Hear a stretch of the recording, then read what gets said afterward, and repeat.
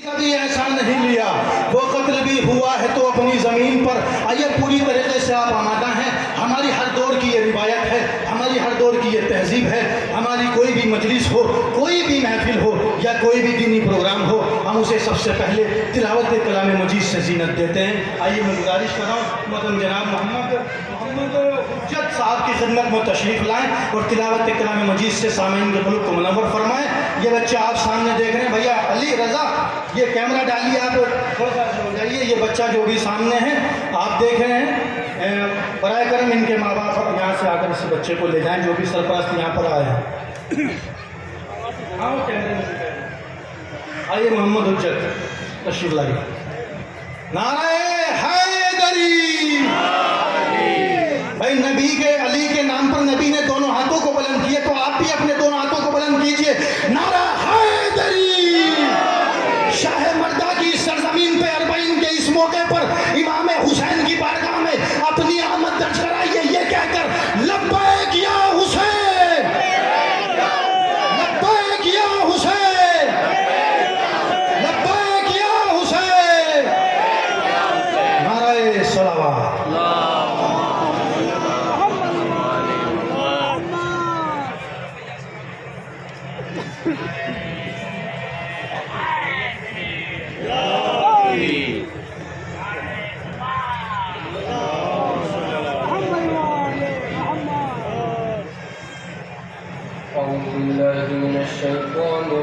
अपना नंबर दे दीजिएगा।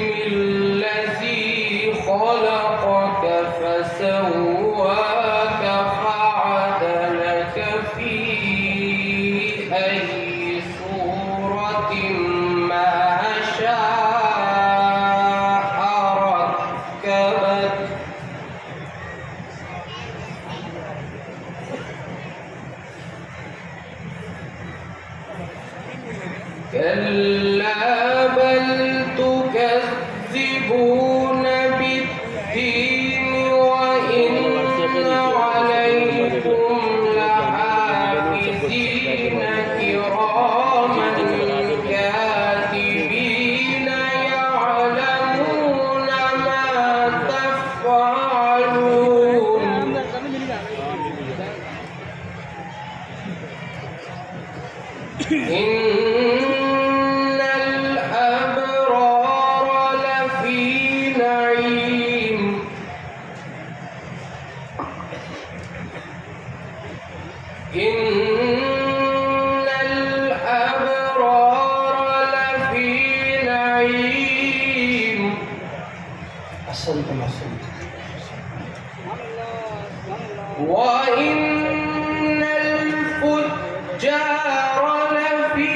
जहीम यस्लौनहा यौम الدين وما هم عنها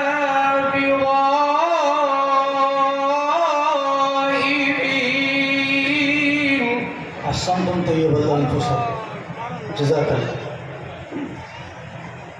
وما أدراك ما يوم الدين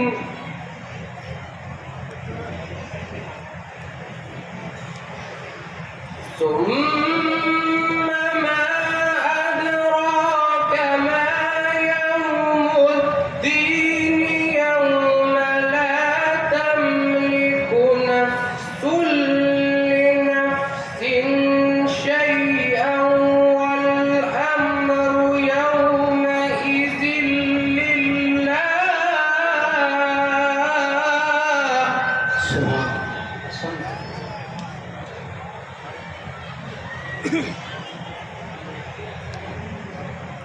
ثم ما أدراك ما يوم الدين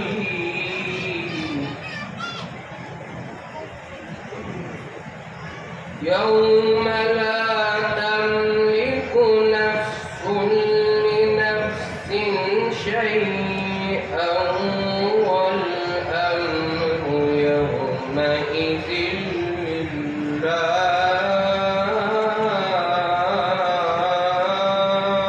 سبحان صدق الله العلي العظيم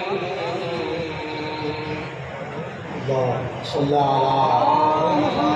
على صل على محمد وآل محمد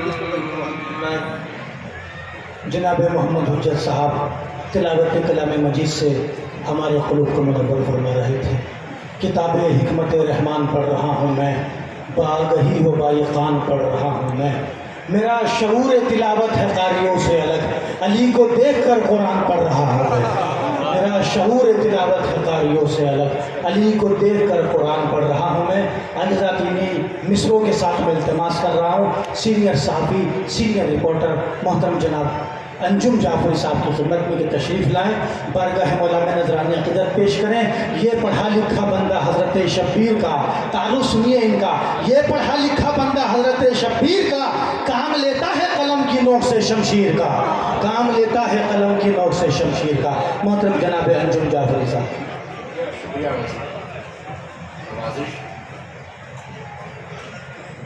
नाते पाक पेश खिदमत है, मुलाज़ा फरमाएं बताएं।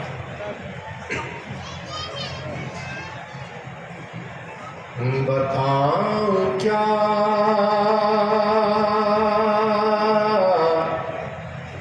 तुम्हें क्या क्या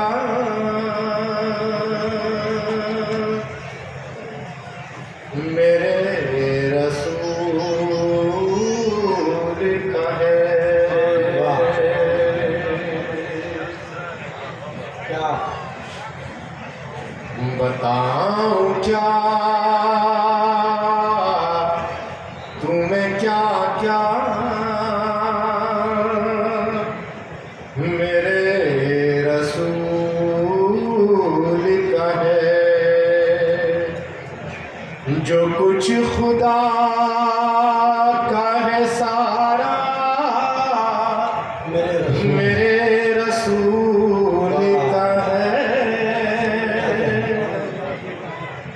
बताऊं क्या तुम्हें क्या क्या मेरे रसूल का है। दुरूद पढ़े मोहम्मद वाले मोहम्मद। सीनियर एडवोकेट जनाब महमूद राजा साहब तशरीफ रखते हैं। जो हजरात इस तरफ खड़े हैं मैं उनसे गुजारिश करूँगा कि बराए मेहरबानी सामने की तरफ आ जाए, बहुत जगह है यहाँ साइड में न खड़े और कूलर के आगे से भी हट जाए। बराए मेहरबानी आप हजरात सामने आ जाए। दुरूद पढ़े मोहम्मद वाले मोहम्मद। बताऊं क्या तुम्हें क्या क्या मेरे रसूल का है। और चलिए में इमाम मज़लूम करबला है। इस सिलसिले को देखते हुए नाक के अंदर मतलब सानी मुलाजा फरमाए करबला के हवाले से कि सीना की नोक पर लहजा मेरे रसूल का है। सीना की नोक पे लहजा मेरे रसूल, सीना की नोक पर लहजा मेरे रसूल का है। हुसैन क्यों के नवासा मेरे रसूल का है। अरे हैदरी, बताऊं क्या तुम्हें क्या क्या मेरे रसूल का है। और देखिए करबला के हवाले से एक शेर नात में ही और मुलायजा फरमाए मुसलसल है। वो करबला हो मदीना हो या के हो कूफा,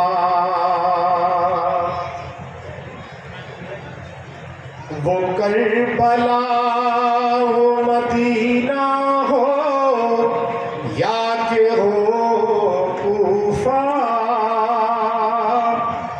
बहा लहू का जो दरिया मेरे रसूल का है। दुरूद पढ़े मोहम्मद वाले मोहम्मद।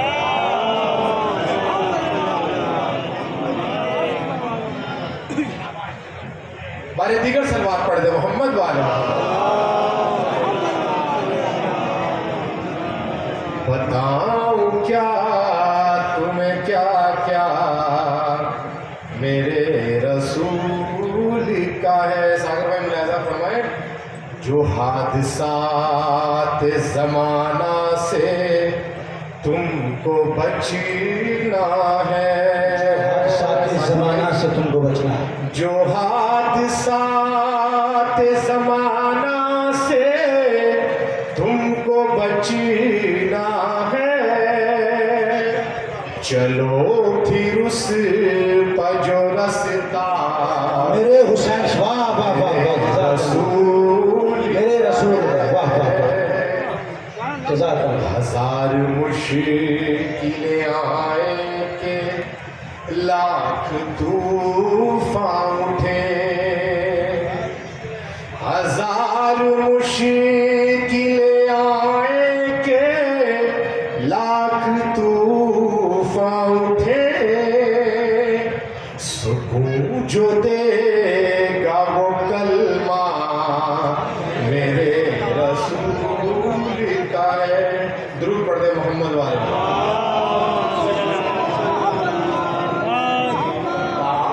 क्या तुम्हें क्या क्या मेरे रसूल का है। और ये शेर भी खासतौर पे मुलायजा फरमाए किसी नबी का नहीं है मगर खुदा की कसम, किसी नबी का नहीं है मगर खुदा की कसम। ये दो जहां में उजाला मेरे रसूल का है।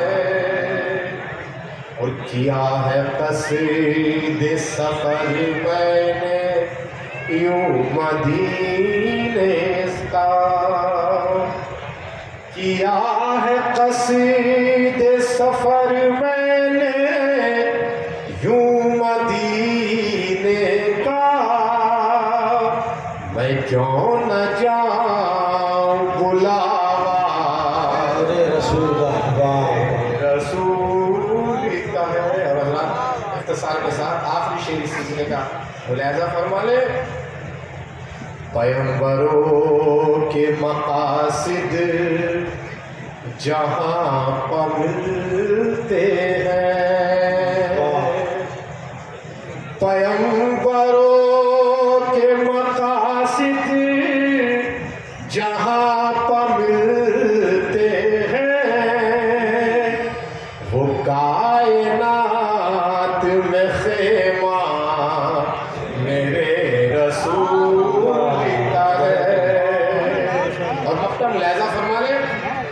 जहाँ पास भी अंजुम की तरह आए नजर, जहाँ पास भी अंजुम की तरह आए नजर, कसम खुदा की लाका मेरे का है। बताऊं क्या तुम्हें क्या क्या मेरे रसूल का है। शुक्रिया।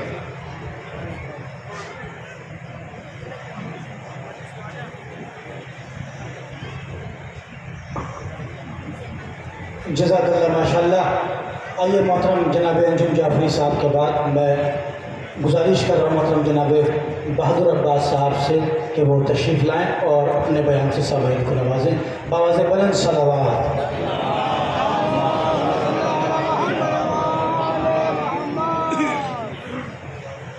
मोमिनीन अस्सलाम अलैकुम। बिस्मिल्लाहिर्रहमानिर्रहीम। सबसे पहले आज अरबईन के मौके पे मैं तमाम यहाँ मौजूद अपने मोमिनीन को पुरसा पेश करता हूँ। आज का दिन अंजुमन हैदरी एंटी टेररिज्म डे के तौर पे भी यहाँ पर हम लोग प्रोग्राम करते हैं, जिसके अंदर किस तरीके से क्या क्या फॉर्म्स टेररिज्म की हैं, किस तरह जुल्म किए जा रहे हैं और लोगों को परेशान किया जा रहा है, उसके ऊपर अलग अलग टॉपिक से लोग आकर रोशनी डालते हैं। और जो लोग खास तौर से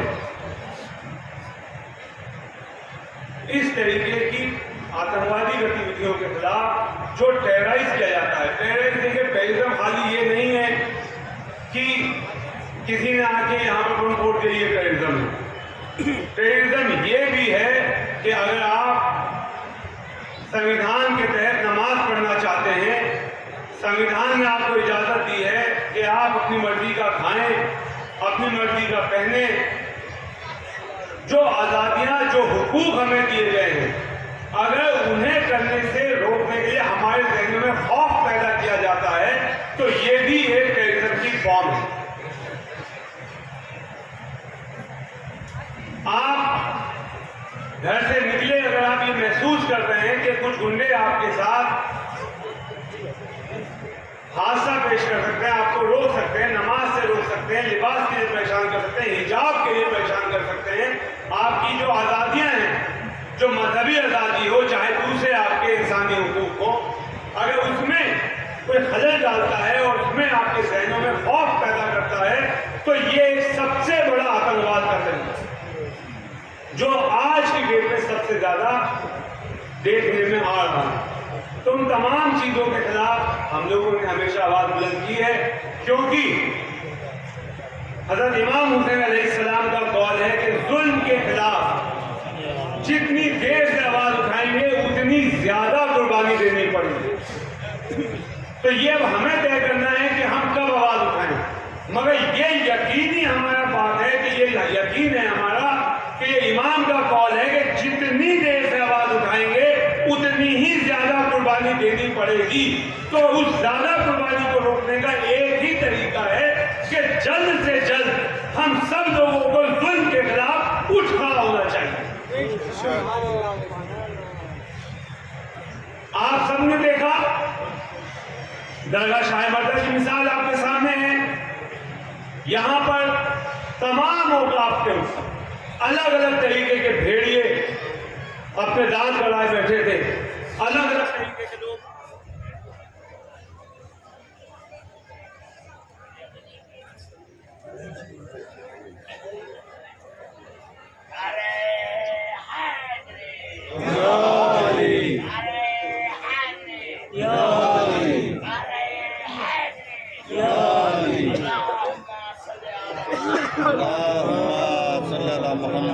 मोहम्मद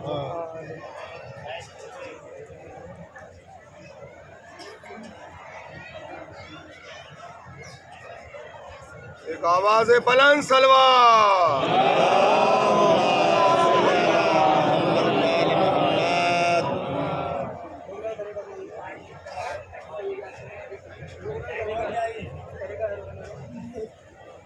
दाम दाम हरा दाम काबे का काबा मौलूदे काबा तेरे की सुजात तेरे की तारत हसन के बाबा नबी का सब आबिद की इबादत आकर का उलूम नादिक की सदाकत नादिन की दलालत अल्लाह की जायत है तकी का तकवा है तकी का जलवा मुस्करी की शान काम क़यामत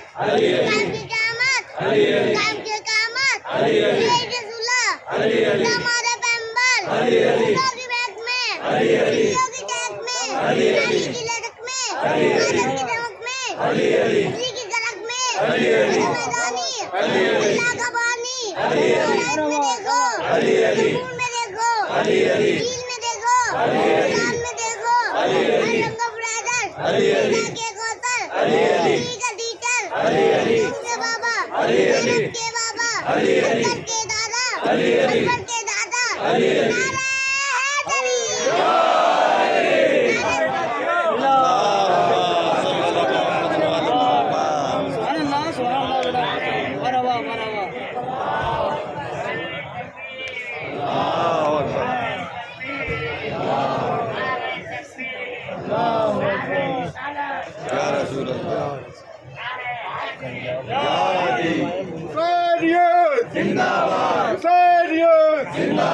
लब्बैक या हुसैन लब्बैक या हुसैन लब्बैक या हुसैन लब्बैक या हुसैन लब्बैक या खामनई लब्बैक या खामनई लब्बैक या खामनई लब्बैक या खामनई लब्बैक या खामनई लब्बैक या खामनई लब्बैक या हुसैन लब्बैक या हुसैन लब्बैक या हुसैन लब्बैक या हुसैन लब्बैक या हुसैन लब्बैक या हुसैन नारे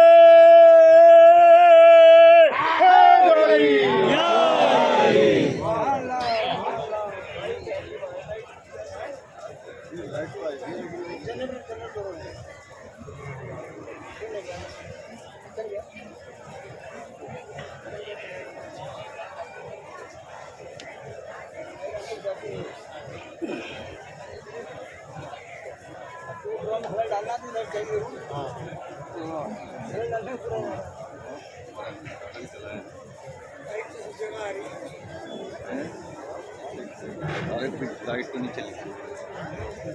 हाँ चला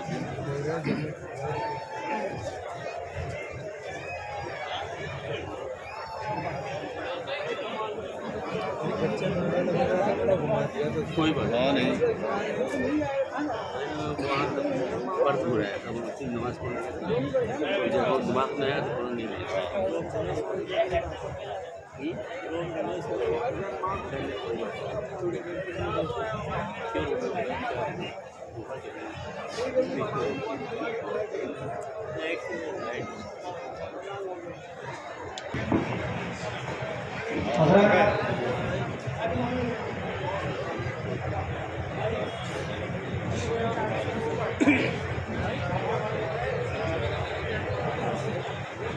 देखिए बराए जो आसपास खड़े हुए हैं पर्शियादा पर तशरीफ ले आए। देखिए ये बच्चा तकरीबन 1 घंटे से गायब है।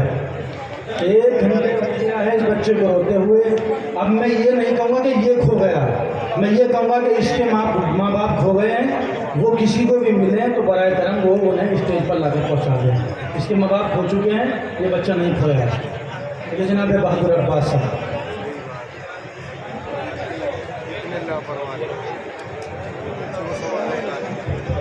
नारे हैदरी, नारे हैदरी।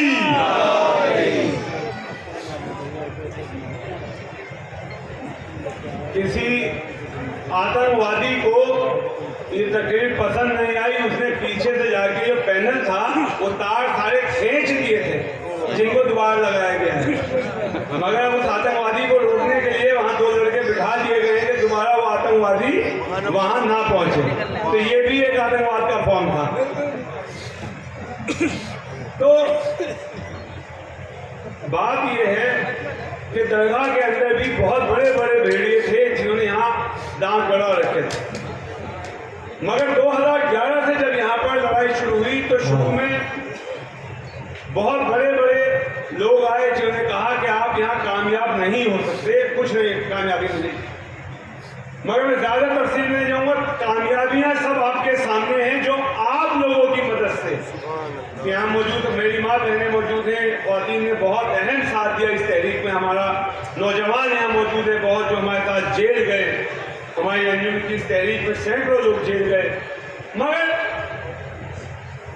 सबसे बड़ी जो जुल्म था वो ये था कि लोग जेल जाते थे, लाठियां खाते थे, मुकदमे लगवाते थे, मगर एक गिरोह जो इस शिया कौम के अंदर मक्कारों का था वो ये भी प्रोपेगेंडा करता था कि ये नरसरी तो कभी खाली नहीं होगी, ये करबला तो कभी खाली नहीं होगी, ये तो सिर्फ एक प्रोपेगेंडा है मौलाना कदर जवाद साहब का, साहब यहाँ कोई ज़मीन खाली नहीं होगी, इन ज़मीनों पे तो इतने बड़े बड़े ताकतवर लोग हैं कि कुछ कामयाबी नहीं मिलेगी।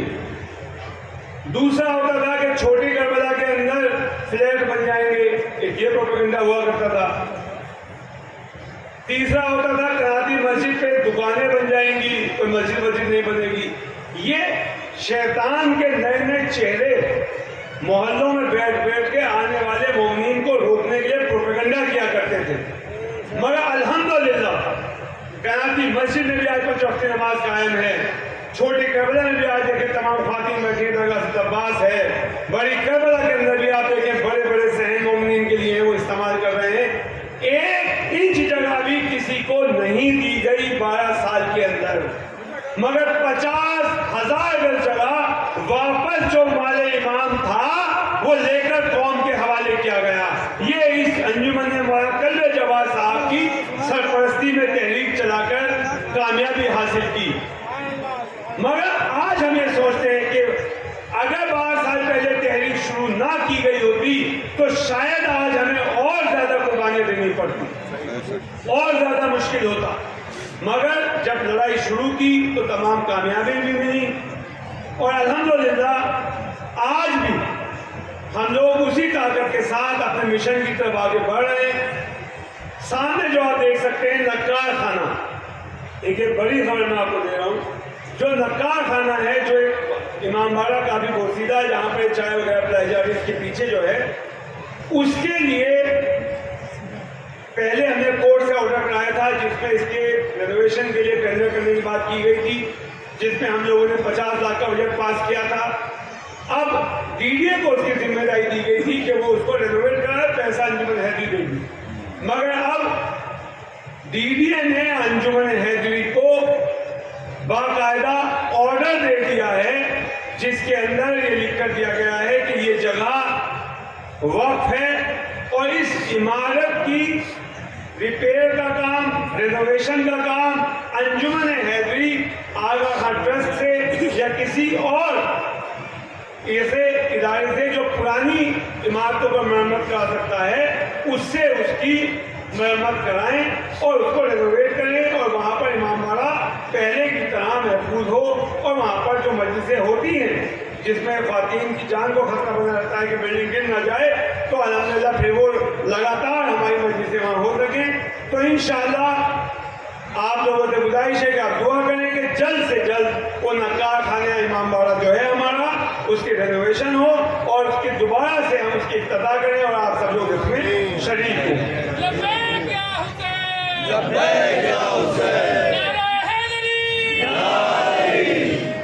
उसके अलावा कराची मस्जिद आपके सामने है। यहाँ हमारे फॉर्मर चीफ इंफॉर्मेशन कमिश्नर और हमारे नेशनल माइनॉरिटी कमीशन चेयरमैन जनाब वजाहत हबीबुल्लाह साहब मौजूद हैं। जब नेशनल माइनॉरिटी कमीशन चेयरमैन थे तो उस टाइम पर मस्जिद के अंदर से लोग जो थे वो एनएमसी के लोग सब सामान, जानमाज, सिलदार सब सामान उठा के ले गए और कहा साहब आप नमाज नहीं पढ़ सकते। उसके बाद माइनॉरिटी कमीशन में हम लोगों ने अपील की और जब आने के बाद वहाँ सवाल हुआ तो कहा साहब ये कोर्ट में क्योंकि केस पेंडिंग से नमाज नहीं पढ़ सकते। तो आज भी वो ऑर्डर मौजूद है, वजाज साहब ने मैंने कहा कि भैया केस पेंडिंग है बाउंड्री वॉल का, नमाज के लिए किसने मना किया है? कनाती मस्जिद कहाँ ये बाउंड्री बनने का केस पेंडिंग आप मान सकते हैं, तो उससे मस्जिद में तो कोई डिस्प्यूट नहीं है ना।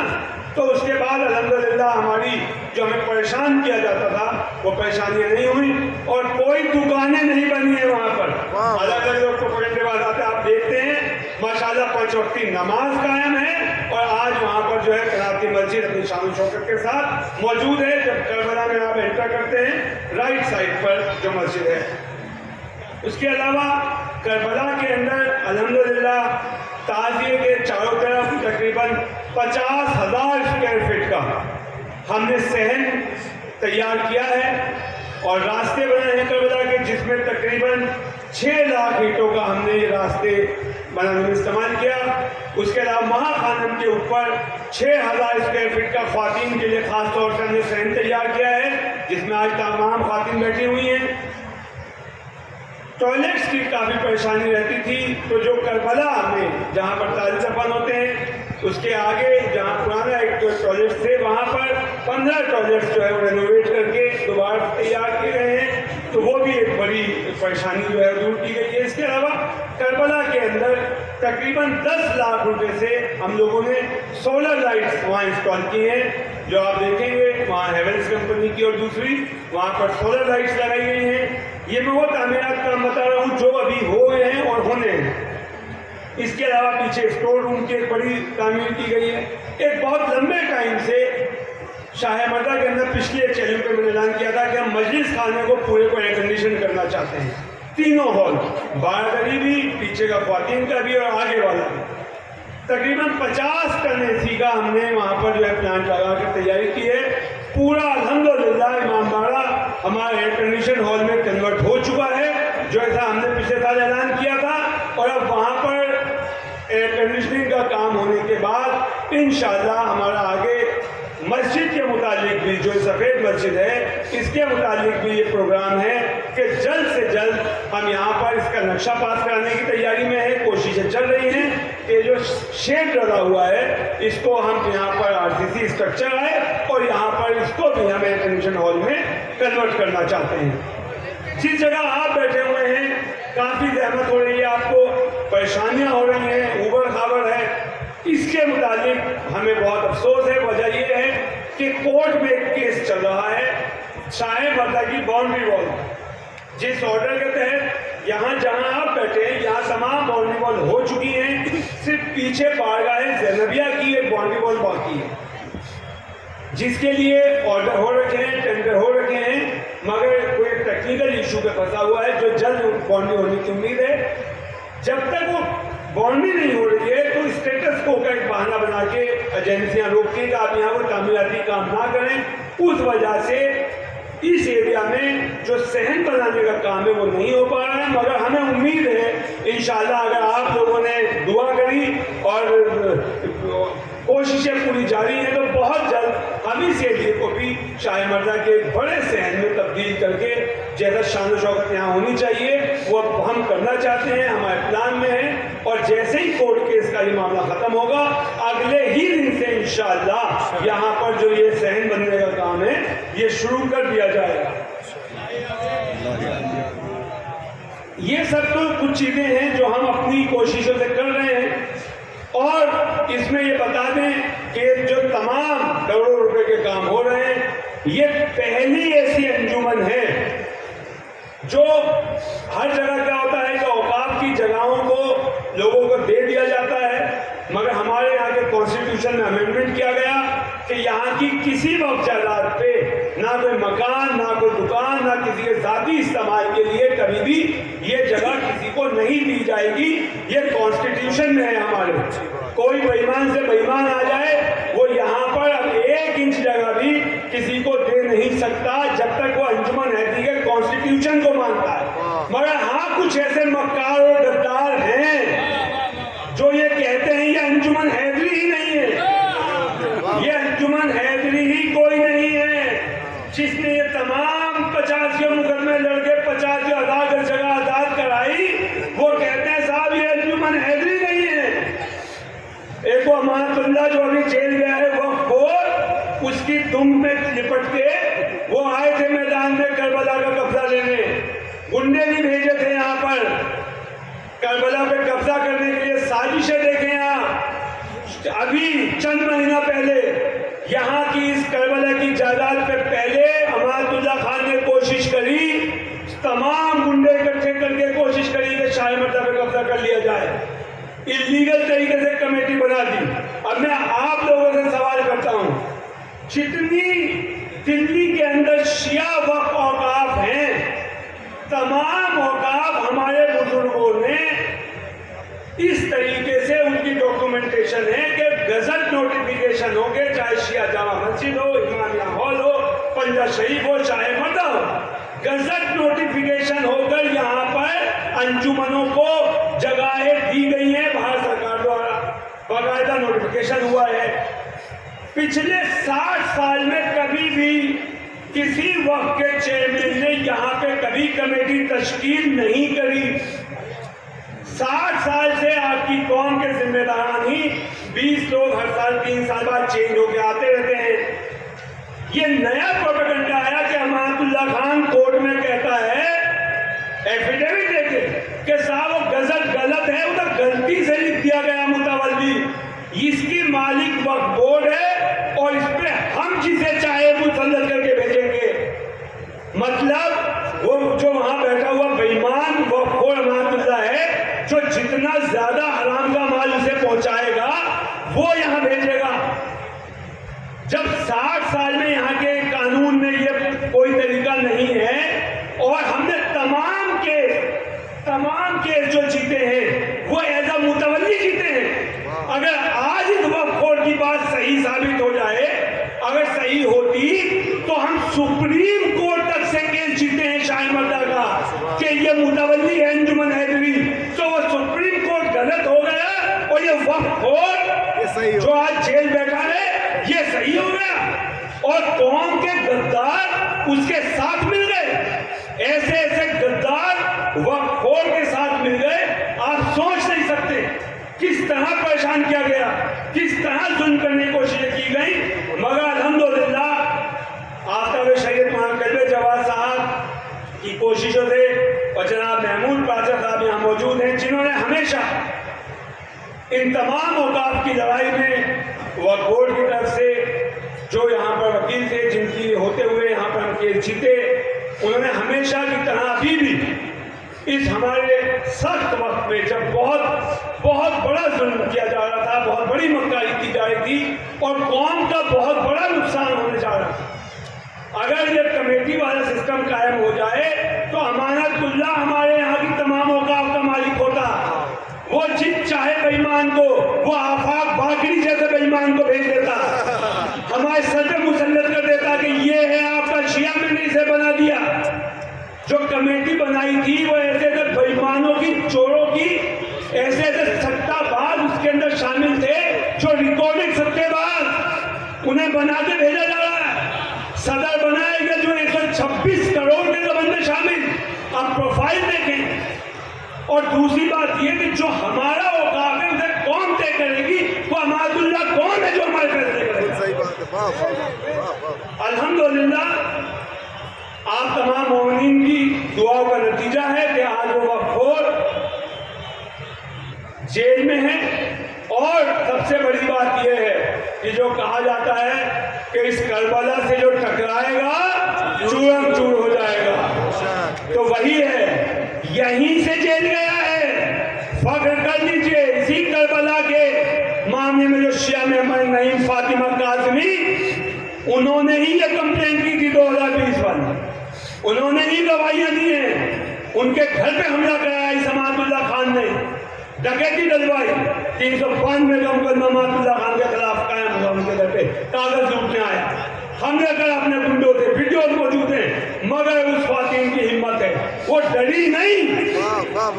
उन्होंने उसके बावजूद एंटी करप्शन में जाके भी पिछले महीने गवाहियां दी, सबूत दिए और तमाम जितनी उसकी काली करतूतें थी अमातुल्लाह खान की, वो तमाम काली करतूतों के सबूत पेश किए, जिसके बाद अल्हम्दुलिल्लाह ये वक्फ बोर्ड आज जेल के पीछे है। तो आप लोगों से मेरी गुजारिश है, देखिए हम लोग कोशिश कर सकते हैं, मगर दुश्मन बहुत मक्कार है। अलग अलग भेष बदल के आता है, कभी दाढ़ी रख के आएगा, कभी चोला पहन के आएगा, कभी हाथ में अलम उठा लेगा, कसम खा लेगा। जो भी मक्कार आपसे कोई शाही मद्दा के मुतालिक प्रोपेगेंडे की बात करे, आपसे हाथ जोड़ के गुजारिश है, वहीं से स्पीकर फोन पे आप मुझे फोन करें, उसकी रिकॉर्डिंग करें और आप वहीं के वहीं हमसे सबूत मांगे। जैसा चाहे इल्जाम लगाइए, बिल्कुल ना सोचे बहादुर भाई सोचेंगे हम शक कर रहे हैं उनके ऊपर, मगर शर को वहीं दफन कर दे। प्रोपेगेंडा फैलाया गया कि यहाँ करोड़ों का गबन हुआ। हम लोगों ने यहाँ के अकाउंट्स, पहली अंजुमन है, यहाँ पढ़े लिखा मजमा मौजूद है। आप अंजुमन हैदरी की वेबसाइट पर जाएं, शाह मर्दा की, हिंदुस्तान की पहली अंजुमन है जितने हमने अपने तमाम अकाउंट वेबसाइट पे डाले हुए हैं। आप उसमें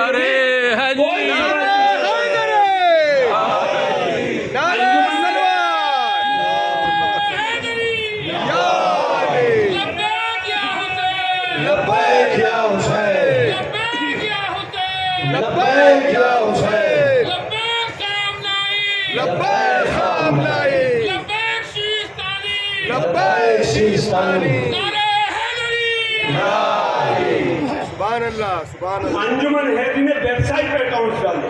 हमारे चीफ पेटर्न आफ्ताब शरीयत डॉक्टर मौलाना जवाद साहब ने अपील करी, आप कोई भी सवाल करना चाहते हैं आप लिखित में मुझे भेजें। कोई आपके जहन में सवाल है, कोई हिसाब है, कोई खर्चा है, आप भेजें, हम उसका लिखित में जवाब देंगे। क्योंकि अगर हमें लिखित में सवाल आएगा, हम लिखित में जवाब देंगे, हम मुकर नहीं सकते, फिर हम बयान नहीं बदल सकते। आपने मान लिया पूजा 6 रुपए का खर्चा आया, हमने आपको वाउचर ऐसा भेज दिया, अब हम मुकर नहीं सकते, बदल नहीं सकते। मगर जो प्रोपेगेंडेबाज जब भी आपसे कोई ऐसी बात करे, आप उससे पूछें कि तुमने जरूर लिख के पूछा होगा, जवाब आया होगा, वो दोनों दिखाओ और कमी क्या है वो बताओ, हमें कमी बताओ। और अगर वो नहीं बताता है तो पहचान जाओ यही वह खोर मातुल्ला खान जैसे बेईमानों के गैंग का मेंबर है।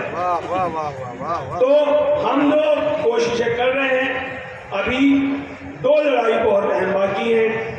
शाह मर्दा की बाउंड्री बॉल जो पीछे की है उसके होने का काम बाकी है, जिसका केस चल रहा है।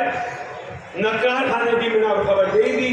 इसके अलावा जो करबला खाली हो गई या आधी लड़ाई है, आधा केस अभी बाकी है। लोगों को लगता है करबला केस खत्म हो गया, नहीं, अभी हाई कोर्ट में केस चल रहा है।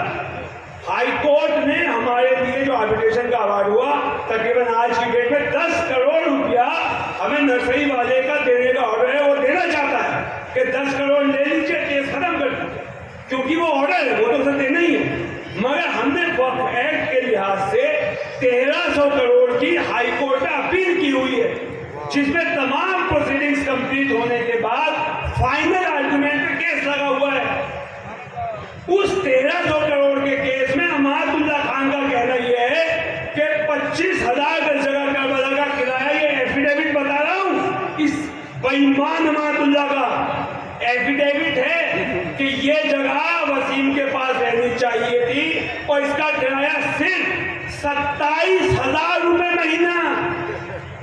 25,000 गज जगह जोरबाग में एफिडेविट 27,000 रुपए महीना।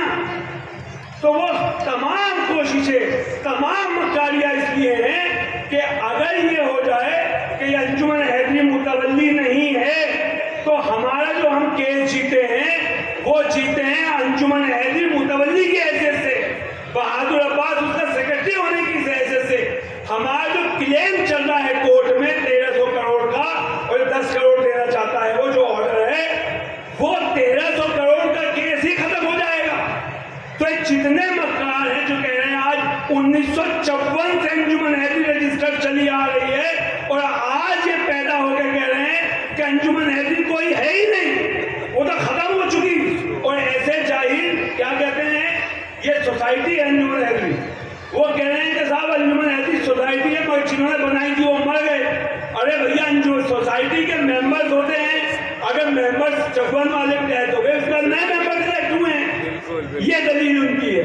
तो आप लोगों से यही गुजारिश है कि हमारे इस 1300 करोड़ केस का इंशाल्लाह जल्द फैसला आने वाला है। शाह मर्दा के जो केसेस हैं उसमें हम लोग लड़ रहे हैं, तामीराती काम चल रहे हैं।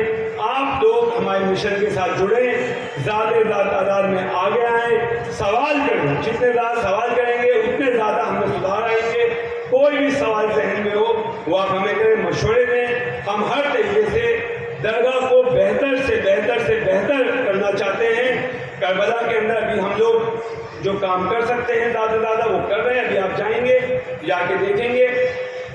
सिर्फ एक बात ये कहना चाहता हूँ कि आज भी हमारी कौम के अंदर ऐसे लोग मौजूद हैं जिन्होंने कोर्ट में केस डाल रखे हैं हमारी कौम के गद्दारों ने कि यह ह्यूमन हैती है ही नहीं, और साहब इस जगह पे जो है वो वक्फ बोर्ड मालिक है इस जगह का, जबकि वक्फ बोर्ड मालिक किसी जगह का हो ही नहीं सकता।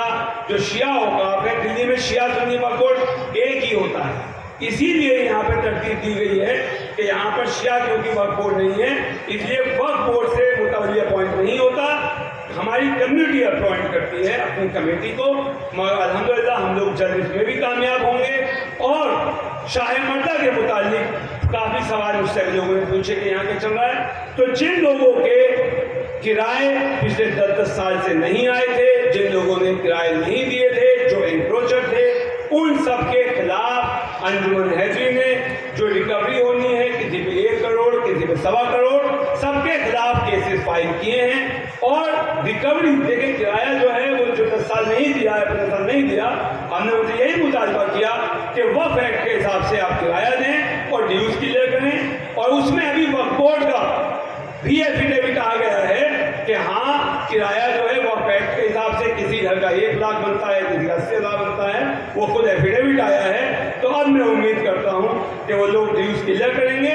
मगर हमारा स्टैंड बिल्कुल साफ है, कोई भी हो जो वक्फ पे अगर वक्फ खोरी करेगा, वक्फ का माल खाना चाहेगा, चाहे सगा कोई अपना रिश्तेदार हो, गैर हो, कोई हो, सबके लिए कानून एक जैसा है। वक्फ खोर को बख्शा नहीं जाएगा, ये क्लियर स्टैंड है। और इंशाअल्लाह आप देखेंगे जिस तरह नर्सरी में कामयाबी मिली और मुकदमों में भी बहुत जल्द कामयाबी मिलेगी और इंशाअल्लाह वक्फ जायदादें आज़ाद। सलाम।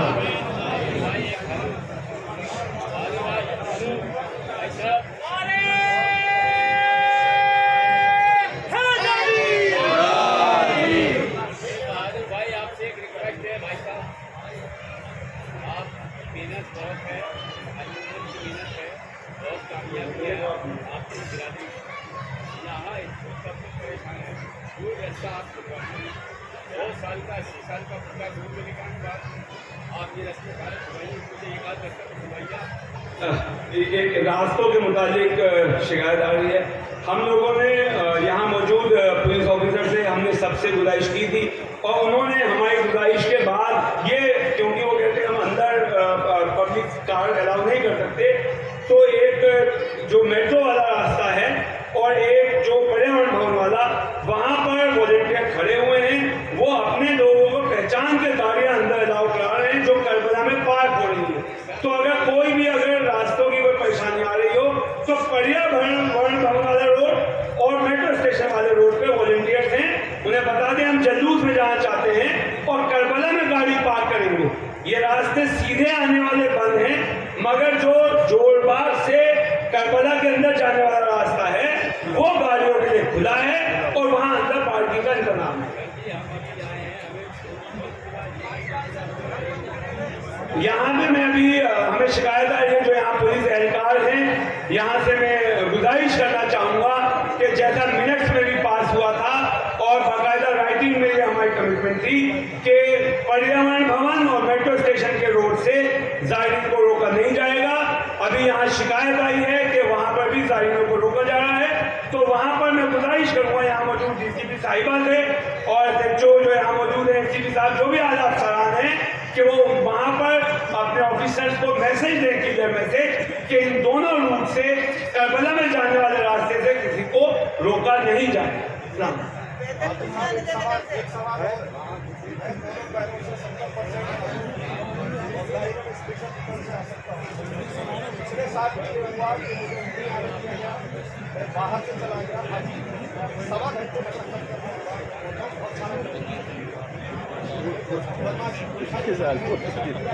हज़रात ये एक सेंट्रो गाड़ी है, इसका नंबर है DL3CBF 1022, DL3CBF 1022, जिसकी भी हो। और ये गाड़ी वहाँ खड़ी है, वहाँ से कराकर हम हटा लें। काफ़ी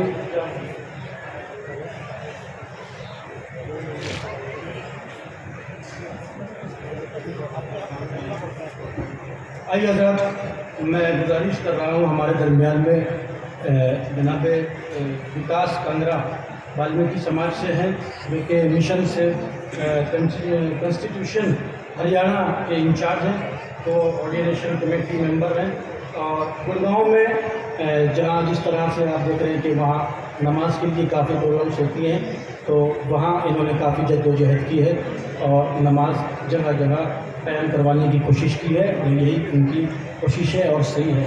मैं गुजारिश कर रहा हूँ आदरणीय विकास कांगरा वाल्मीकि समाज।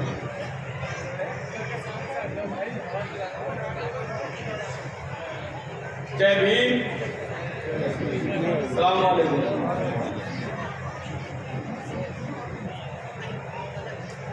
सबसे पहले तो मैं करबला की इस धरती पर आने के बाद जो ताकत हम आतंकवाद और आतंकवादियों के खिलाफ बाबा साहब को और बाबा साहब के अनुयायी होने के नाते जो गलत का विरोध हम करते हैं, तो यहाँ आने के बाद वो ताकत दुगनी हो गई है। उसके लिए मैं स्पेशल एडवोकेट महमूद प्राचा सर और बहादुर जी का धन्यवाद करूँगा। जय भीम।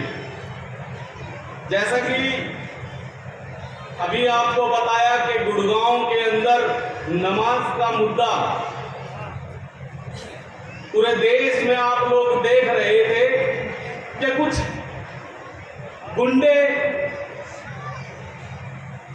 उस नमाज को रोकने की कोशिश कर रहे थे और रोक भी दी गई थी, लेकिन उसमें कमी हम लोगों की भी थी।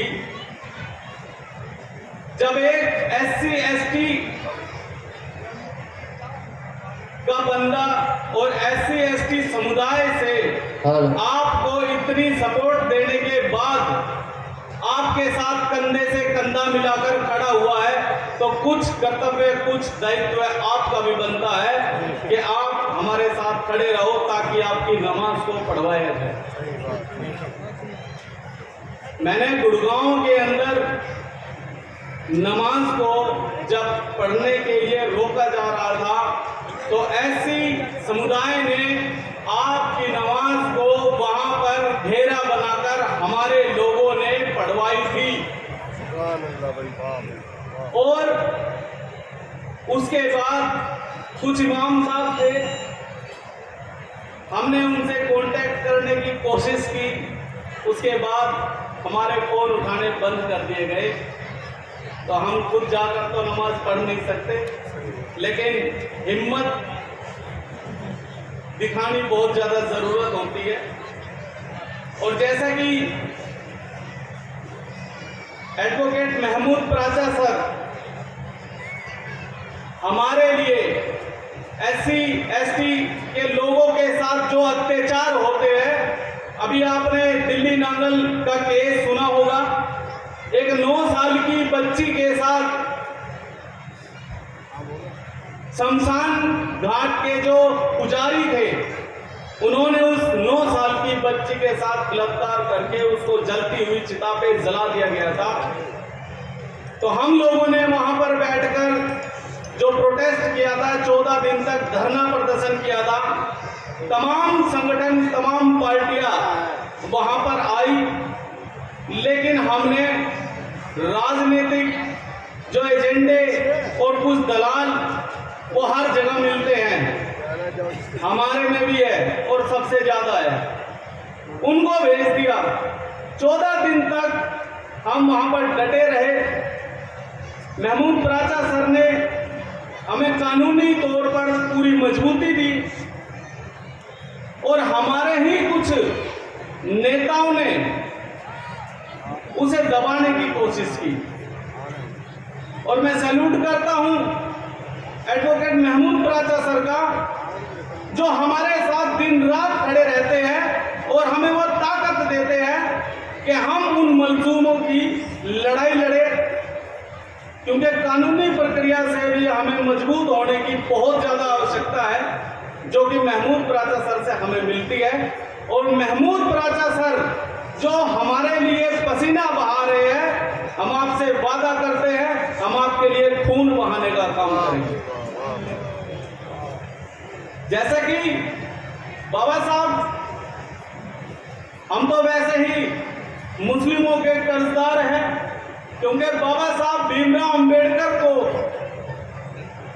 संसद में गोलमेज में भेजने के लिए भी मुस्लिमों का सबसे बड़ा योगदान था। तभी हम आज एक भारत धर्मनिरपेक्ष देश है और हम हर तरह से आजाद है। लेकिन आज चोट आपके ऊपर लग रही है, कल हमारी बारी है, ये सभी को पता है।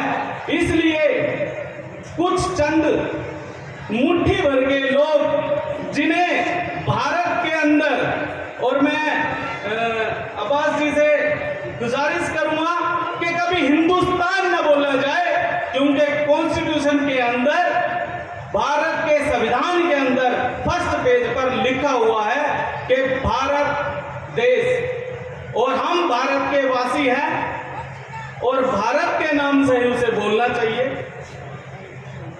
तो कुछ चंद लोग मुट्ठी भर के जिन्हें 3% बोला जाता है, वो आप 15% होते हुए और हम SC ST को मिलाकर 22 से 23% मिलाते हुए हम हर रोज किसी ना किसी से, एक दूसरे से मदद के लिए हम गुहार लगाते हैं। मैं अपने वाल्मीकि समाज और SC के साथियों से भी एक बात बोलना चाहूंगा, क्योंकि करबला की धरती से आज आपको बीजेपी वाले तो देख ही रहे हैं, जो आपके दुश्मन हैं वो भी देख रहे हैं कि इनकी ताकत क्या है।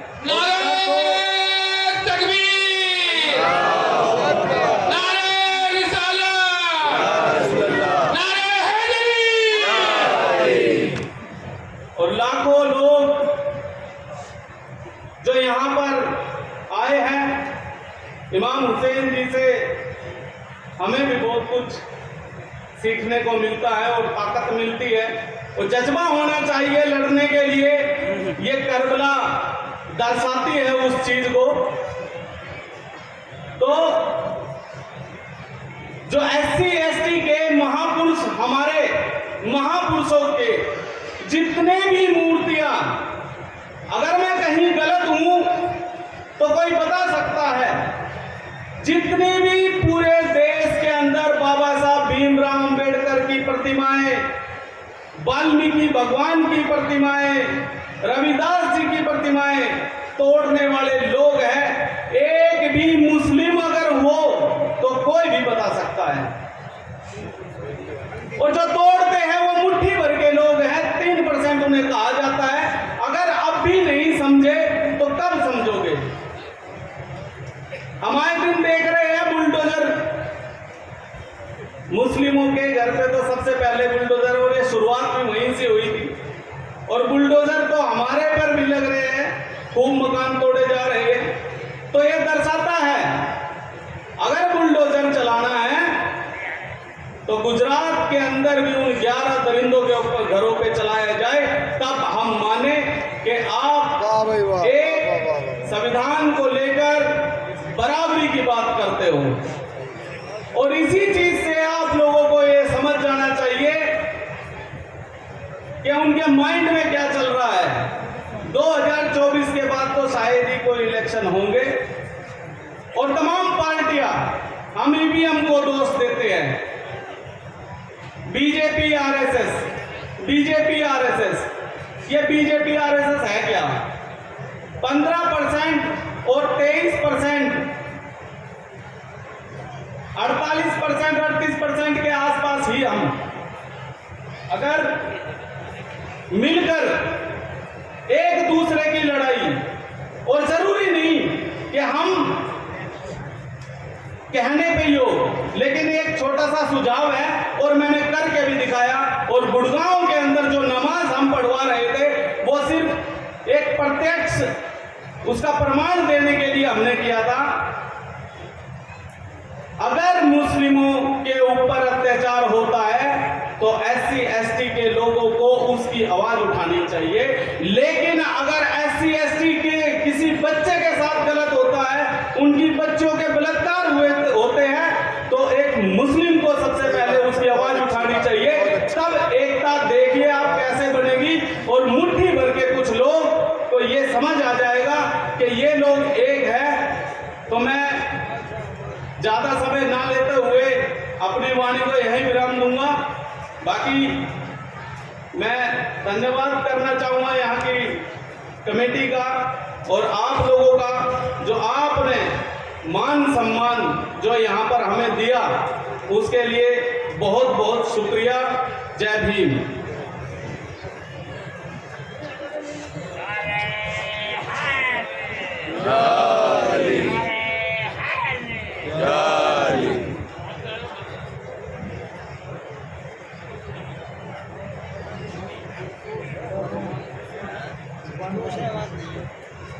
आई हजरत, हमारे बीच ईरानी मेहमान तशरीफ़ फरमा है। मैं बड़े ही अदब व एहतराम से हल्फ इल्तिमास लेकर उनकी खिदमत में चलता हूँ और गुजारिश करता हूँ आगा मसूद रिजवानियान डिप्टी एम्बेसडर हैं, और मैं हुज्जतुल इस्लाम अली जनाब मौलाना आरिफ हुसैन साहब से गुजारिश करता हूँ कि वो तर्जुमे के लिए तशरीफ़ लाएँ। बाबा से बुलंद सलवात से इस्तक़बाल करें।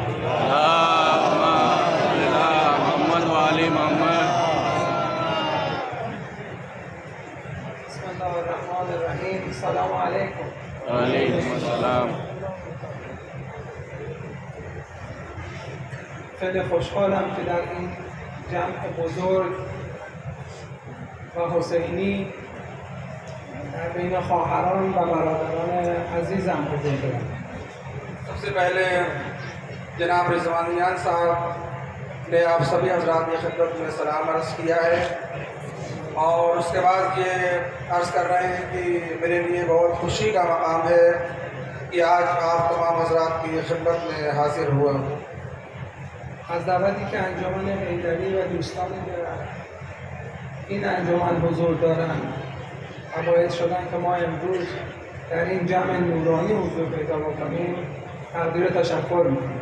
अंजुमन हैदरी के ज़िम्मेदारान का भी मैं तहे दिल से शुक्रगुजार हूँ कि उन्होंने आज ये मौका फराहम किया कि मैं आप हजरात की खिदमत में हाजिर हो सकूँ। 40 روز بزرگی است. अरबईन और चहलुम जो है एक अजीमुश्शान दिन है। روز گرامی داشته انسانیت. कह रहे हैं कि एक ऐसा दिन है जिस दिन इंसानियत को हयात मिली है। روز وحدت. वहदत का दिन है। روز برادری است. एक ऐसा अजीमुश्शान दिन है जिस दिन तमाम मुसलमानों को एक दूसरे का भाई करार दिया गया है। 40 فقط متعلق به شیعیان نیست. कह रहे हैं कि अरबईन और चहलुम जो है ये सिर्फ शियों से मुताल्लिक़ नहीं है। 40 فقط متعلق به عرب‌ها، فارس‌ها، ترک‌ها، کردها نیست. 40 متعلق به همه انسان‌های آزادی‌خواه روی زمین است. कह रहे हैं कि अरबईन और चहलुम जो है ये सिर्फ किसी एक कौम या किसी एक मिल्लत से मरबूत नहीं है, उससे मुताल्लिक़ नहीं है, बल्कि अरबईन और चहलुम एक ऐसा अज़ीमुश्शान दिन है, और हर वो शख्स चहलुम मनाता है जिसके दिल के अंदर इंसानियत का दिल पाया जाता है। اگه قرار باشه انسان‌ها با یک زبان واحد همدیگر رو بفهمند و با یک زبان واحد با هم صحبت کنند، اون زبان عشق و برادری و اخوت است. कह रहे हैं कि अगर तमाम के तमाम इंसान एक जगह जमा होकर कोई आवाज़ बुलंद करते हैं तो वो आवाज़ मोहब्बत की है, वो आवाज़ बिरादरी की है। همه ما امروز زیر پرچم امام حسین جمع شدیم. कह रहे हैं कि हम सब जो है जो यहाँ के ऊपर जमा हुए हैं वो परचम हुसैनी और हुसैन इब्न अली के अलम के साए में बैठे हुए हैं। کسی که خودش، برادرش، پدرش و جدش محمد अल्लाहुम्मा सल्ली अला मुहम्मद व अला मुहम्मद। شعارشان دعوت و گفتگو بود. कह रहे हैं कि ऐसी अजीम शख्सियत का हम चहलुम मना रहे हैं कि जिन्होंने खुद और उनके वालिद मोहतरम और उनके जद ने वहदत का पैगाम दुनिया को दिया है। کسی که حتی با دشمنانش با رأفت و مهربانی و با عدل و انصاف رفتار می‌کرد. कह रहे हैं कि ऐसी अजीम शख्सियत का हम चहलुम मना रहे हैं कि हत्ता उन्होंने दुश्मनों के साथ मोहब्बत और मेहरबानी से पेश आए हैं। خشونت و ترور در فرهنگ شیعه و در فرهنگ اسلامی جایی ندارد. कह रहे हैं दहशतगर्दी और इस तरह की जो जालिमाना हरकतें हैं उसका वजूद शीयत के अंदर नहीं पाया जाता है। پیامبر ما حتی کسانی که دستشان به خون عمو و بزرگان و دوستان و یاران خودش آغشته شده بود با همه با رأفت و عدالت برخورد کرد. कह रहे पैगम्बर इस्लाम की वजूद और उनकी शख्सियत को आप अगर मुलाहिजा फरमाएं तो देखेंगे कि जिन्होंने उनके साथ और उनके अहलो अयाल के साथ उनके ख़ानदान के साथ जुल्म किया था लेकिन पैगम्बर इस्लाम ने उसके जवाब में उनके साथ जुल्म नहीं किया है बल्कि उनके साथ मोहब्बत का बर्ताव किया है। روز عاشورا تا آخرین لحظه و به رغم اینکه فرزندان یاران امام حسین کشته شدند امام حسین دست از دعوت از دشمنانش برای صلح و دوستی عدالت بر نداشت. कह रहे हैं कि सरकार सैयद शुहदा हजरत अबा अब्दुल्लाह हुसैन अलैहिस्सलाम मैदान करबला में आशूर के दिन जब सब के सब शहीद कर दिए गए, जनाब अब्बास, जनाब अली अकबर, जनाब अमर मोहम्मद सब शहीद कर दिए गए, उसके बाद भी मैदान करबला में आने के बाद इमाम ने हमदर्दी मोहब्बत का दर्स दिया है। جمع شما در این روز و جمع 20 میلیونی که در راهپیمایی اربعین از کربلا تا نجف در عراق شرکت کرده‌اند همه با هدف دعوت، صلح و دوستی و برادری است. कह रहे हैं कि यहाँ पर जो आप जमा हुए हैं और हुसैन इब्न अली का चहलुम मना रहे हैं ऐसे ही 20 मिलियन अफराद जो है वो करबला की तरफ जो है नजफ से करबला की तरफ गए हैं, उन सब का मकसद जो है वो क़ुव्वत, बिरादरी और हमदर्दी है। مسلمانان و شیعیان اگر در راهپیمایی اربعین عراق نیستند در هر کجا که هستند با چنین اجتماعاتی یاد امام حسین را زنده نگه دارند. कह रहे हैं कि यकीनन जो है हम करबला के सरजमीन पे नहीं पहुंच सके इस मौके के ऊपर, लेकिन दुनिया के जिस गोशे में भी शियान अहले बैत और मुहिब्बान अहले बैत आशिकान अबा अब्दुल्लाह हुसैन अलैहिस्सलाम है मौजूद हैं, वो सब जो है वो हुसैन इब्न अली की उस आवाज़ के ऊपर लब्बैक कह रहे हैं जो क़ुव्वत और बिरादरी का दर्स था। شعار ما در ایران لبیک یا حسین است. कह रहे हैं कि ईरान में जो है वो हमारे जो है वो आवाज़ जो है वो लब्बैक या हुसैन है। आप सब मिलकर एक मर्तबा कहें लब्बैक या हुसैन, लब्बैक या हुसैन, लब्बैक या हुसैन, लब्बैक या हुसैन। ما از همه عزیزان، از همه برادران، از پیروان همه مذاهب شیعه، سنی، مسیحی و حتی دوستان و برادران هندو دعوت می‌کنیم به نام انسانیت، به نام آزادی زیر پرچم امام حسین جمع شویم. कह रहे हैं कि इन्होंने अब इस मकाम के ऊपर आने के बाद तमाम इंसानों को, चाहे वो मुसलमान हो, चाहे वो हिंदू हो, चाहे वो सिख हो, चाहे वो ईसाई हो, सबको दावत दे रहे अगर कामयाबी चाह रहे हैं, अपनी ज़िंदगी में अगर हम कामयाबी चाह रहे हैं, अपने मुआशरे को अगर हम ठीक देखना चाहते हैं, तो हम सबको हुसैन इब्ने अली के परचम के ज़ेर साया आना होगा। ما و برادران شما و خواهران شما در ایران برای صلح و دوستی و وحدت شما و همه مسلمانان و همه آزادیخوان جهان به نام هر دین و مذهبی که باشند دعا میکنیم. कह रहे हैं कि जो है तमाम के तमाम ईरान में मौजूद अफराद जो है उन तमाम इंसानों के लिए, चाहे वो किसी भी सरजमीन के ऊपर हों, अगर उनके अंदर इंसानियत का दिल पाया जा रहा है, हम उनकी सलामती के लिए, उनकी बका के लिए और उनकी कामयाबी के लिए अल्लाह की बारगाह में दुआ गो हैं। کربلا مسجد و شاه مردان گوشه ای از بهشت است. कह रहे हैं कि करबला जहाँ पे आप बैठे हुए हैं और ये शाह मर्दा जहाँ आप बैठे हुए हैं, ये जन्नत का एक हिस्सा है।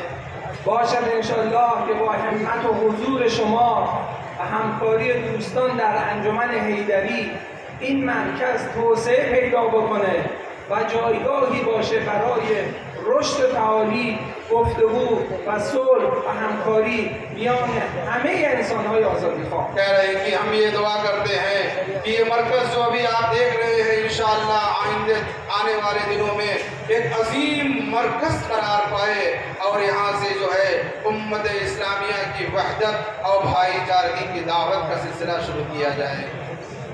من از همه دوستان تشکر میکنم و همه با هم یک شعار رو بلند سر بدیم که لبیک یا حسین، लब्बैक या हुसैन, लब्बैक या हुसैन। आखिर में इन्होंने आप सभी हजरात का शुक्रिया अदा किया है और उसके बाद कहा कि हम सब मिलकर एक साथ इतनी बुलंद आवाज़ के साथ लब्बैक या हुसैन कहें कि हमारी ये आवाज़ करबला की सरजमीन तक पहुंच जाए। लब्बैक या हुसैन, लब्बैक या हुसैन, लब्बैक या हुसैन, लब्बैक या हुसैन। अस्सलामु अलैकुम व रहमतुल्लाहि व बरकातुहू। आइए हज़रात में बिला किसी तमहीद के सीनियर वकील, सीनियर एडवोकेट मोहतरम जनाब महमूद पराचा साहब की खिदमत में इल्तिमास कर रहा हूँ तशरीफ़ लाएँ और अपने बयान से सामाइन को नवाजें। बावाज़ बुलंद सलवात करें मोहम्मद वाले।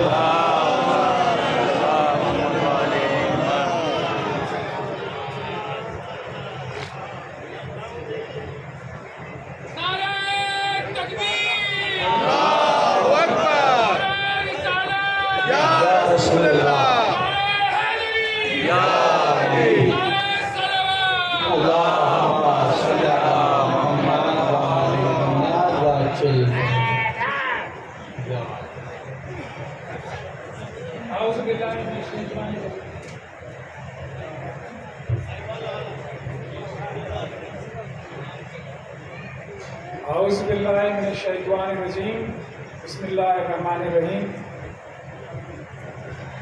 डायस पे बैठे हुए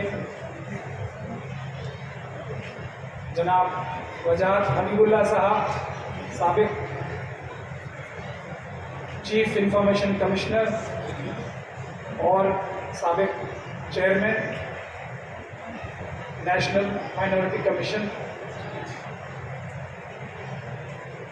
अंजुमन हैदरी के तमाम अहदेदारान, अइम्मा हजरात, हमारे छोटे भाई विकास कांगड़ा साहब, उनके साथी बिलखुसूस रोहित साहब और दीगर साथी, डायस पे बैठे हुए तमाम इज्जत माप हजरात और उससे भी ज़्यादा अहम और इज्जत के लायक मंच के और डायस के सामने बैठे हुए हाजरीन और हम सब हाजिर हैं आज करबला में इमाम हुसैन की शहादत को याद करने के लिए। लब्बैक या हुसैन, लब्बैक या हुसैन, या हुसैन, लब्बैक या हुसैन।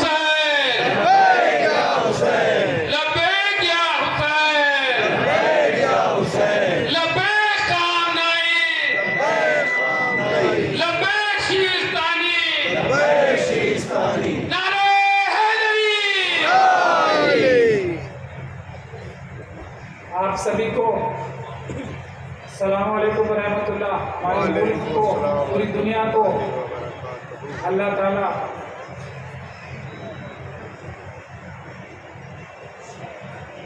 हुसैनियत के सदक़े में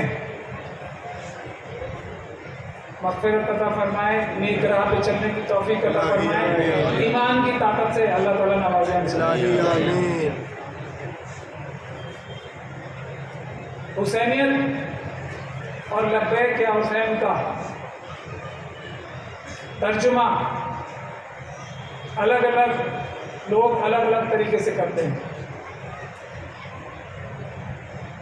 मैं एक हुसैनियत की शमा का अदना सा परवाना, हुसैनियत को, लब्बैक या हुसैन को किस नज़र से देखता हूँ वो आपकी खिदमत में पेश करना चाहता हूँ। क्या है हुसैनियत और क्या है इमाम हुसैन रज़ी अल्लाह ताला की कुर्बानी। दुनिया का सबसे बड़ा बादशाह अपनी पूरी फौज लेके सामने आ जाए, ऐसा बादशाह जिसने आपको धोखा दे के बुलाया, तब भी इंसाफ का साथ ना छोड़ना, जालिम के सामने सर ना झुकाना, बल्कि सर बुलंद करके अल्लाह अकबर कहना। सुभान अल्लाह, सुभान अल्लाह। दुनिया का सबसे बड़ा बादशाह सबसे बड़ी फौज के साथ, और आपके साथ हिफाजत खुदा के अलावा 72 लोग जिसमें बच्चे ख्वातीन हैं, तब भी अल्लाह अकबर कहना। अल्लाहु अकबर।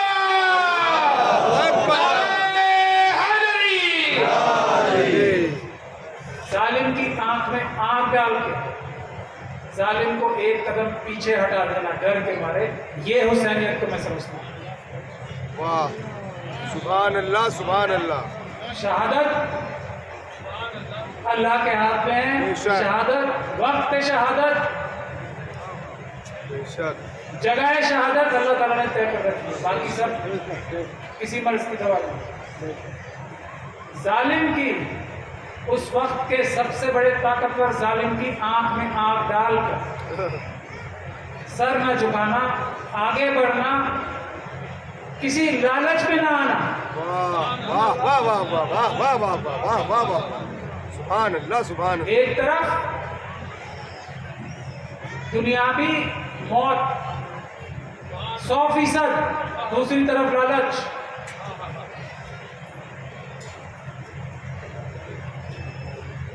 शहादत का जाम पीने के लिए बेकरारी दिखाना इंसाफ की खातिर, सुभान अल्लाह, सुभान अल्लाह। ये हुसैनियत को मानता हूं। अल्लाह आपको जिंदा सलामत रखे। शहादत के लिए तैयार नहीं, जिंदाबाद हुसैनियत, जिंदाबाद हुसैनियत, जिंदाबाद। अरे हैदरे या अली। शहादत के लिए तैयार नहीं, बेकरारी।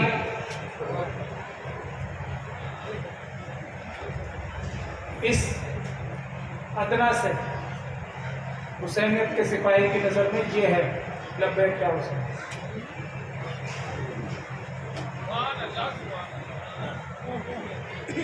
और आज आतंकवाद का जो मौजू है, हुसैन अलैहिस्सलाम से ही अगर हम इबरत में उनके दिखाए हुए रास्ते पे चलें तो आतंकवाद क्या चीज़ है ये भी समझ में आ जाएगा, और आतंकवाद का मुकाबला कैसे करना है और उसको नेस्त और नाबूद कैसे करना है वो भी समझ में आ जाएगा। हुसैनियत जिंदाबाद, यजीदियत मुर्दाबाद। आतंकवाद क्या है? आतंकवाद बेशक जो IS है, दाइश है, दूसरे जो इस्लामिक मजहब का नाम बदनाम करके जो मजलूमों के ऊपर बम फेंके जाते हैं, उनका कत्लो गारत किया जाता है मजलूमों के ऊपर जिनसे तुम्हारा कोई इख्तिलाफ नहीं है, उनके ऊपर हमले करना अपनी एक खास लालच भरा मकसद पूरा करने के लिए ही आतंकवाद है।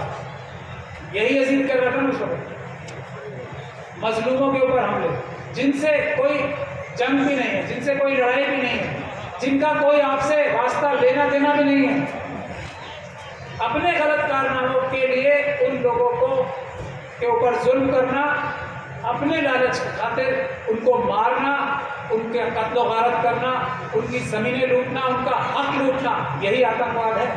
इसी के खिलाफ इमाम हुसैन ने शहादत दी। कोई अपने लिए,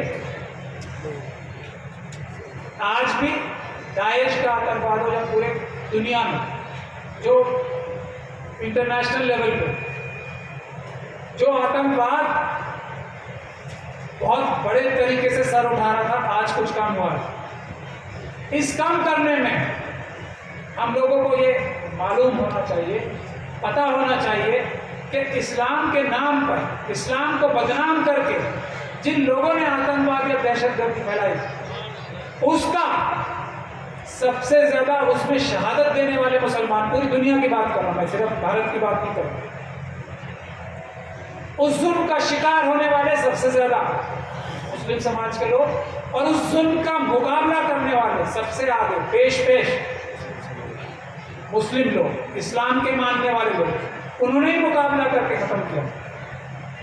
और मुझे बड़ा फख्र है मौलाना कल्बे जवाद और अंजुमन हैदरी और दूसरे जो हम लोग थे, उनकी क़यादत में दाइश और इस्लामिक स्टेट जो जिसे कहते हैं, अल-कायदा जिसे कहते हैं, उनके खिलाफ आवाज़ बुलंद आज से 8 साल पहले 2014 में जब वो सर उठा रहे थे, और आज कहाँ है वो। तो इसमें कुछ ना कुछ हिस्सेदारी आप सब लोगों की है, आप सब लोग इसमें शामिल हैं। नारे तकबीर, नारे रिसालत, नारे हैदरी। अब हम अपने मुल्क में कश्मीर की बात करें, वहाँ भी जो आतंकवादी गतिविधियाँ हो रही हैं, उसमें सबसे ज़्यादा शहादत इस्लाम धर्म के मानने वालों, सबसे ज़्यादा मुकाबला उन लोगों का मुस्लिम्स कर रहे हैं। वाह वाह वाह वाह वाह। क्यों? क्योंकि हम इमाम हुसैन के मानने वाले हैं, सुभान अल्लाह सुभान अल्लाह। हम इंसाफ के मानने वाले हैं, हम बराबरी के मानने वाले हैं, और हम अपने संविधान के मानने वाले हैं, क्योंकि वो इंसाफ और बराबरी की के जो मकसद हैं उसको तरजीह देता है। वो भारत के संविधान की रूह है, इंसाफ और बराबरी। बाबा साहब डॉक्टर भीमराव अम्बेडकर ने अभी मुझसे पहले नकवी साहब ने, अब्बास साहब ने बताया कि हमारे समाज में, मुस्लिम समाज में, कांग्रेस साहब ने बताया, विकास कांग्रेस, बाबा साहब डॉक्टर भीमराव अम्बेडकर को कॉन्स्टिट्यूएंट असेंबली में जो संविधान की तश्कील करने की जो कमेटी थी, उसमें मुस्लिम समाज में भेजा। क्यों? क्योंकि भरोसा था उनके ऊपर कि ये हुसैनियत पे, इंसाफ और बराबरी पे चलने वाला इंसान है, इसलिए भेजा, और वो चले भी। इसीलिए जो आतंकवादी हैं वो दूसरी शक्ल के जो आतंकवादी है ना, हमने एक तो ISIS, दाइश, अल-कायदा बता दिया, वो भी भारत के संविधान के खिलाफ है कि नहीं? इंसाफ और बराबरी के खिलाफ है पूरी दुनिया में, और हमारे मुल्क में भी विकास कांगड़ा साहब जिन लोगों की तरफ इशारा करके बता रहे थे 3%, वो भी इंसाफ और बराबरी के खिलाफ हैं, भारत के संविधान के खिलाफ हैं, उसे तोड़कर एक अलग राष्ट्र बनाना चाहते हैं, वो भी आतंकवादी हैं। तो क्या हम लोगों का, सभी हुसैन के मानने वालों का, सभी संविधान के मानने वालों का ये जिम्मेदारी क्या ये नहीं बनती कि इन आतंकवादियों को भी उसी अंजाम तक पहुंचाया जाए जैसे हमने कश्मीर में करके दिखाया? वाह वाह वाह वाह।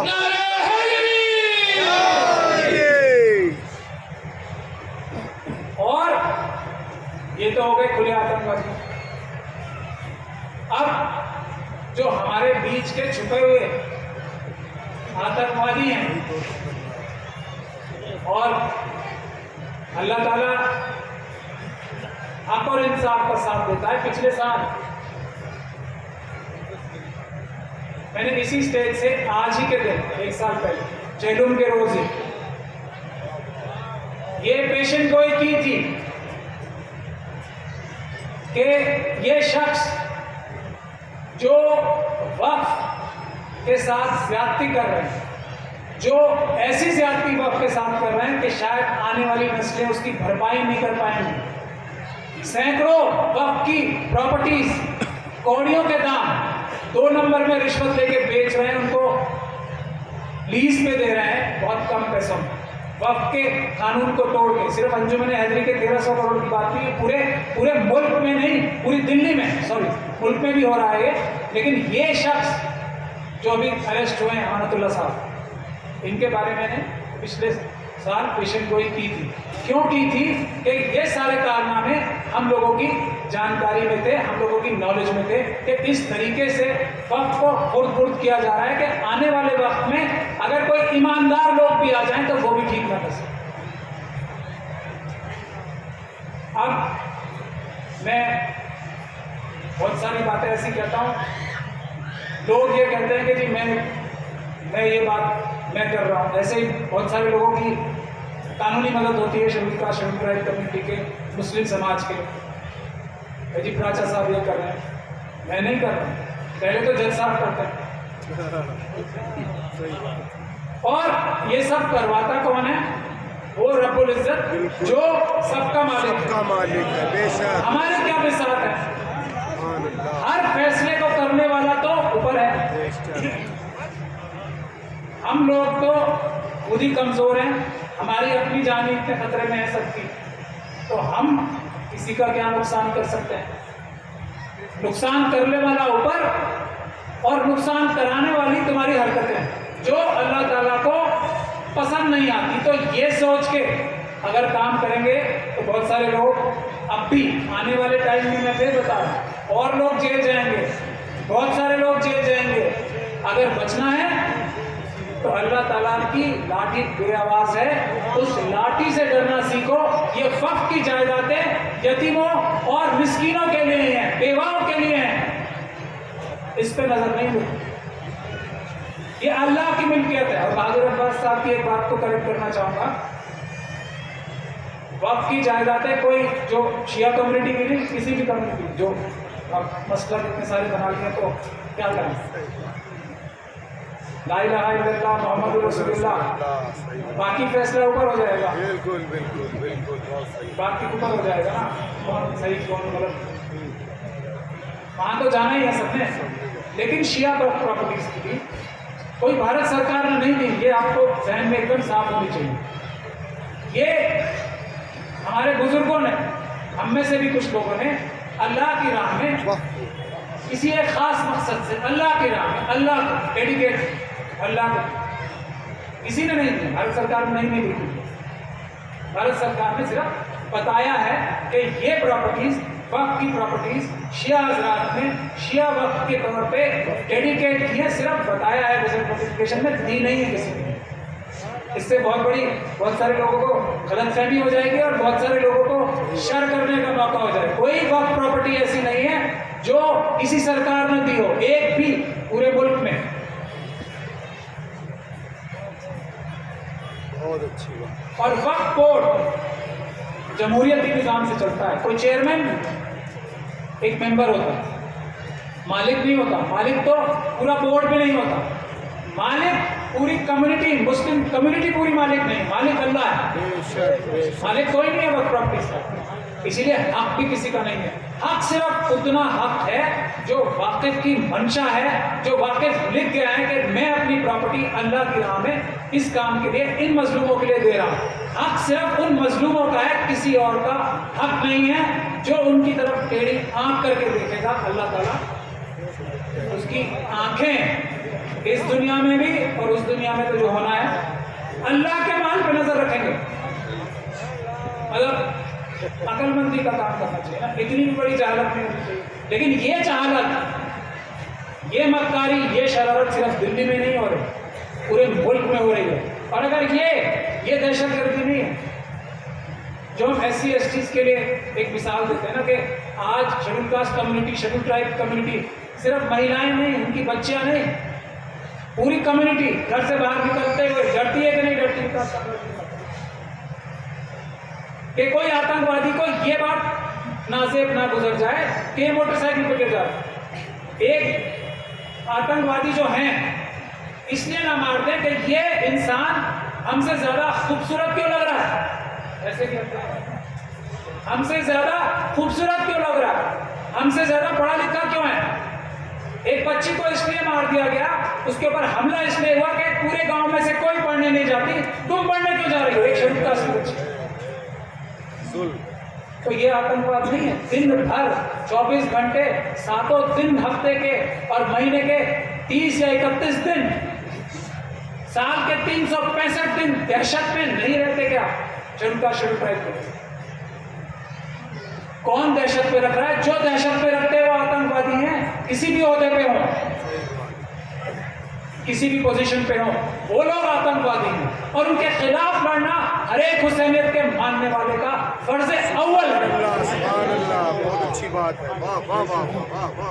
संविधान के रास्ते से अब तलवार का रास्ता, हथियार का रास्ता था एक टाइम जब मुल्क आजाद नहीं हुआ था और भारत का संविधान नहीं आया था। अब ये रास्ता इन मुश्किल हालात में भी आप लोग देख रहे हैं, जो लोग ईमानदारी से, और अंजुमन हैदरी इस बात की सबसे बड़ी मिसाल है।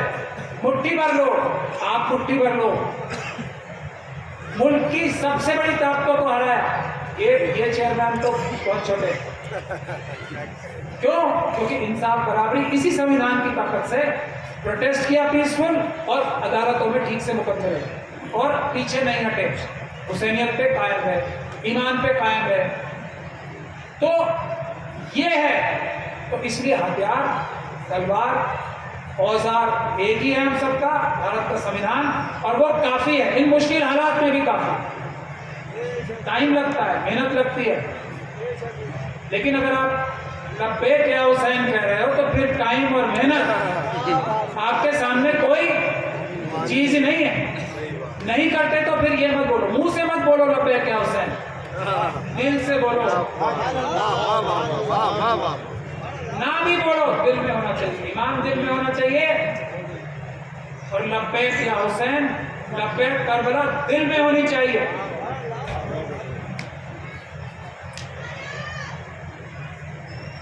तो उन यतीमों, मिस्कीनों, बेवाओं, गरीबों और आज पूरी उम्मत जो एजुकेशन के लिए परेशान है, तरह तरह के हमले हो रहे हैं, वक्त एक ऐसी ताकत है जो हर मजलूम मुस्लिम कम्युनिटी को मदद पहुंचा सकता है। उसकी मदद को छीन लेना अपने जाती मफाद के लिए, यह आतंकवाद नहीं है।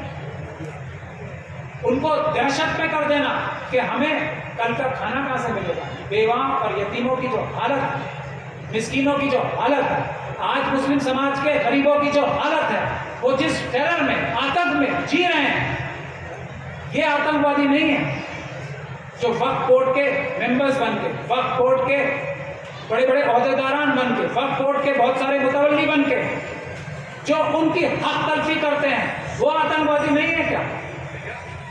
उनके खिलाफ लड़ना क्या हर एक हुसैन के मानने वाले का फर्ज अव्वल नहीं है क्या?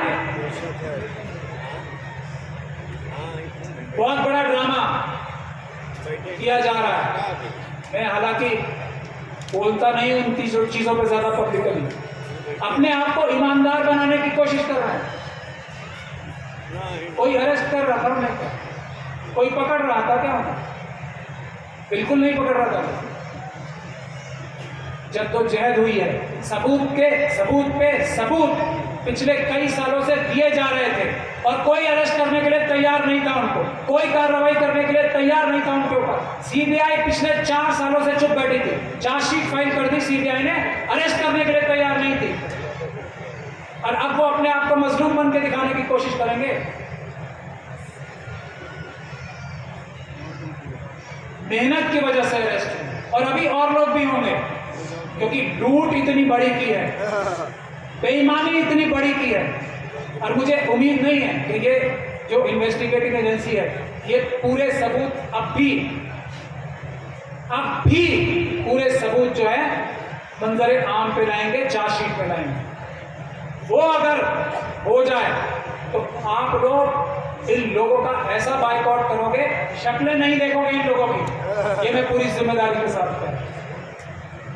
तो आतंकवाद बहुत शेप्स, बहुत कलर्स, बहुत तरीके से आता है। हर किस्म का आतंकवाद खत्म करना, इकोनॉमिक आतंकवाद खत्म करना, गरीबी, जिस आतंकवाद की वजह से आज देश के 80 करोड़ लोग मजबूर हैं 5 किलो राशन के लिए सरकार की तरफ देखना पड़ता है और कोई इंसान दुनिया का सबसे बड़ा अमीर बनता है। ये एक किस्म का आतंकवाद है। मुझे ये कहने में कोई शक और शुबे की गुंजाइश नहीं। हमारे मुल्क भारत के पास इतने वसाइल हैं कि हर घर खुशहाल हो। कुछ लोगों के लालच की वजह से, हम लोगों की कमी की वजह से कि हम मुस्तैद नहीं हैं अपने संवैधानिक और आईनी कॉन्स्टिट्यूशनल हक हासिल करके रखने के लिए, ये हमारी कोताही की वजह से कुछ लोग आतंकवाद फैला रहे हैं। उन्हें रोकना है। आज चेलों के दिन, इमाम हुसैन के चेलों के दिन, हमें अज़्म करना है कि हर किस्म के आतंकवाद खिलाफ, जैसे दाइश, अल-कायदा, इस्लामिक स्टेट और दीगर आतंकवाद को हम लोगों ने, मुस्लिम समाज के लोगों ने, इस्लाम के मानने वालों ने खड़े होकर रोका है। दूसरे आतंकवादों को भी हम रोकेंगे इंशाअल्लाह। आखिर दावाना, बहुत बहुत शुक्रिया, आप लोगों ने मुझे बहुत ही प्यार से और ध्यान से सुना। उम्मीद करता हूँ कि अगर मेरी बातों में आपको कुछ चीज़ें समझ में आए जिन पे आप भरोसा करो तो उस पर अमल करने की भी कोशिश करना। मैं हर बार गुजारिश करता हूँ कि हर एक मोमिन की ये जिम्मेदारी है कि मजलूमों के लिए कुछ ना कुछ टाइम निकाले, वरना वो वक्त आ रहा है जो आज लोग टाइम नहीं निकाल रहे, वो खुद मजलूम बन जाएंगे। तब उम्मीद लगा के देखेंगे कि बाकी लोग हमारी मदद के लिए खड़े हों। तो इसीलिए आज हम खड़े हो जाएं बाकी मजलूमों के लिए, ताकि कल हम खुद मजलूम ना बने। बहुत बहुत शुक्रिया। अस्सलाम वालेकुम।